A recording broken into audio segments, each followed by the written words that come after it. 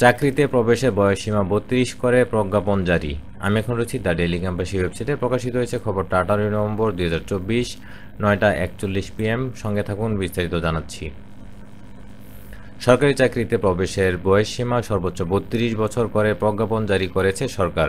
আজ সোমবার ১৮ নভেম্বর রাতে আইন, বিচার ও সংসদ বিষয়ক মন্ত্রণালয় থেকে এই প্রজ্ঞাপন জারি করা হয়। প্রজ্ঞাপনে বলা হয়, সরকারি স্বায়ত্তশাসিত, আধা স্বায়ত্তশাসিত, সংবিধিবদ্ধ সরকারি কর্তৃপক্ষ, পাবলিক নন ফাইন্যান্সিয়াল কর্পোরেশন সহ স্বশাসিত সংস্থাসমূহে সরাসরি নিয়োগের ক্ষেত্রে সর্বোচ্চ বয়সসীমা নির্ধারণ করা সমীচীন ও প্রয়োজনীয়।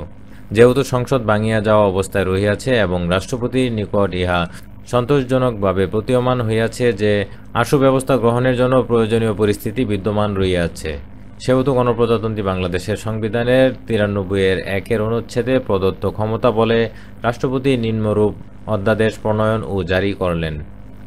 এতে বলা হয়, এই অধ্যাদেশে সরকারি স্বায়ত্তশাসিত, আধা স্বায়ত্তশাসিত, সংবিধিবদ্ধ সরকারি কর্তৃপক্ষ, পাবলিক নন ফাইন্যান্সিয়াল কর্পোরেশন সহ স্বশাসিত সংস্থাসমূহে সরাসরি নিয়োগের ক্ষেত্রে সর্বোচ্চ বয়সসীমা নির্ধারণ অধ্যাদেশ ২০২৪ নামে অভিহিত হবে।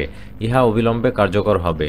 প্রজ্ঞাপনে বলা হয়, আপাতত বলবৎ অন্য কোনো আইন, বিধিমালা, প্রবিধানমালা, আদেশ, নির্দেশ বা আইনগত দলিলে যাহা কিছুই থাকুক না কেন, এই অধ্যাদেশের বিধানাবলী প্রাধান্য পাইবে।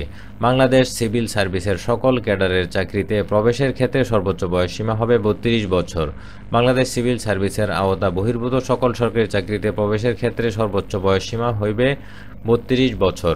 স্বায়ত্তশাসিত, আধা স্বায়ত্তশাসিত, সংবিধিবদ্ধ সরকারি কর্তৃপক্ষ, পাবলিক নন ফাইন্যান্সিয়াল কর্পোরেশন সহ স্বশাসিত সংস্থাসমূহের চাকরির যে সকল পদে সরাসরি নিয়োগের ক্ষেত্রে সর্বোচ্চ বয়সসীমা ৩০ বছর বা অনূর্ধ্ব ৩২ বছর উল্লেখ রহিয়াছে, সর্বত্র উক্ত বয়সসীমা ৩২ বছর প্রতিস্থাপিত হবে।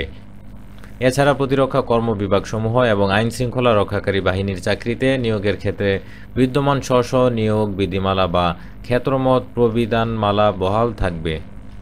এতে আরও বলা হয়, এই অধ্যাদেশ কার্যকর করার ক্ষেত্রে কোনো অস্পষ্টতা বা অসুবিধা দেখা দিলে সরকার সরকারি গেজেট প্রজ্ঞাপন দ্বারা এই অধ্যাদেশের বিধানের সহিত সঙ্গতিপূর্ণ হওয়া সাপেক্ষে অস্পষ্টতা বা অসুবিধা দূর করতে পারিবে। তো এই ছিল সংবাদ। পরবর্তী আপডেট পেতে চ্যানেলটি সাবস্ক্রাইব করে সঙ্গে থাকুন। বিদায় নিচ্ছি। আল্লাহ হাফেজ।